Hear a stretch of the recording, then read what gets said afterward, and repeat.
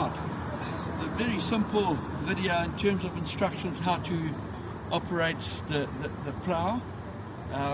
It has one control lever with two control handles on it.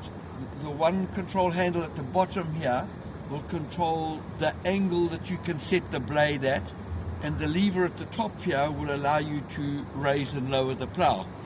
Let me give you a quick demonstration.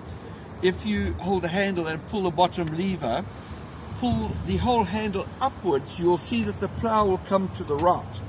And as it comes to the right, it will lock into position. The plough is now locked here.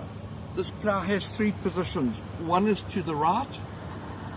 Again, if we pull the lever and we push the handle down a little way and release the lever, you'll see it will lock into position, which is in the central position to go straight. And if I pull the lever and push the handle down again, it will go to the left hand side and it will lock into position. So it is now locked into the left hand position. I'm going to bring it back into the central position like that.